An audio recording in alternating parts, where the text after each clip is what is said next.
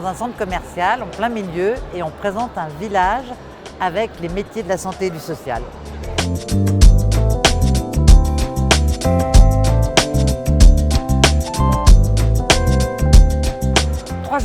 Trois jours pleins avec des visites de classe qui vont faire des rallyes et puis les gens qui passent faire leurs courses.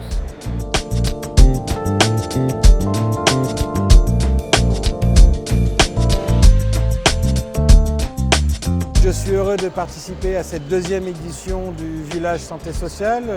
J'avais été présent en 2018 et ce que j'avais pu remarquer, c'est que c'est un événement qui est très précieux pour réunir toutes les associations professionnelles, toutes les institutions qui sont impliquées dans les métiers, dans la formation.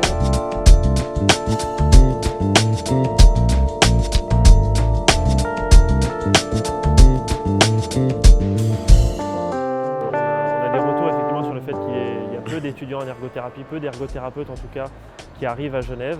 Ils sont en pénurie, donc l'idée c'est aussi de propager l'info comme quoi l'ergothérapie existe, qu'elle est disponible effectivement dans l'école, dans la HETSL à Lausanne, et que c'est d'essayer de donner des informations sur la formation, sur le parcours, un petit peu comment ça se déroule, les frais d'inscription et qu'est-ce que c'est que l'ergothérapie en plus, puisque c'est un métier qui peut être moins connu que certains.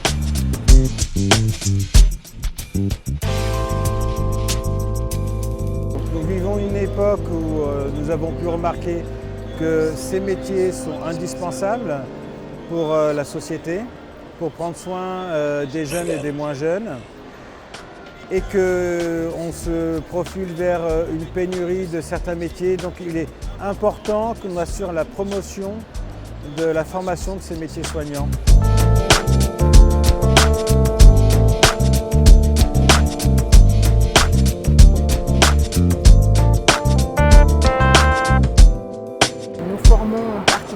Des techniciens, techniciennes en salle d'opération, d'où notre présence à ce village santé sociale où nous sommes très heureux d'être de la partie pour promouvoir d'une part ce beau métier et d'autre part de promouvoir la formation et de donner envie en fait à des futurs professionnels de venir nous rejoindre et de répondre à cette pénurie de professionnels de la santé que nous vivons et que nous constatons depuis déjà un certain nombre d'années.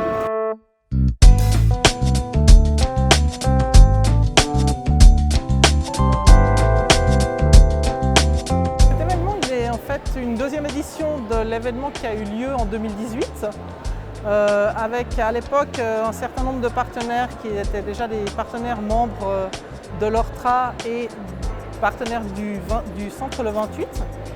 Et puis on a voulu le rééditer. Alors avec la pandémie qui nous a atteint, c'est un événement qui a été reporté plusieurs fois, mais finalement qui a permis par ces différents reports d'avoir 20 partenaires présents sur l'événement et d'autres qui ont voulu nous rejoindre au dernier moment, mais on n'avait plus de place. Donc franc succès et apparemment les partenaires ont l'air contents.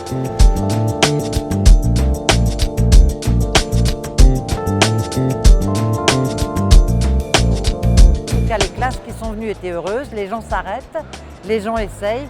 Peut-être qu'on va créer des vocations et c'est le but.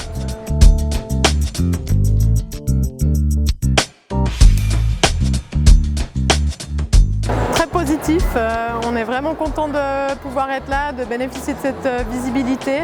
On a eu un franc succès depuis ce mardi 12 avril.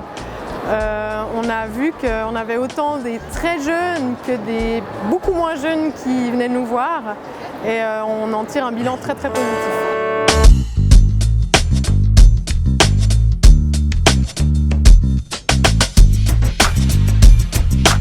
Alors on a eu une très bonne ambiance, ça nous a permis, c'était bien, c'était varié, on a pu voir des écoles, on a pu voir des personnes un peu plus âgées, que les faire des reconversions.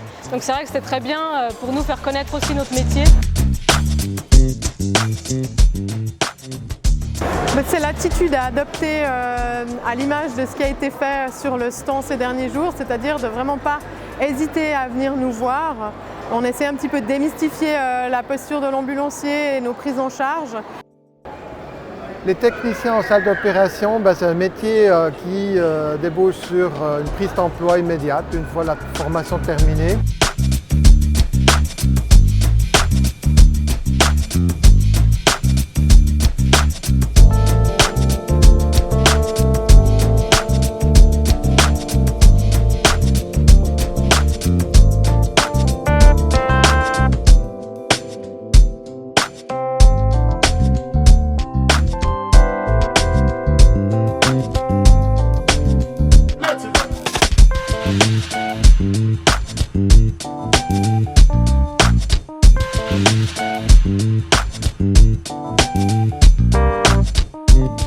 Thank you.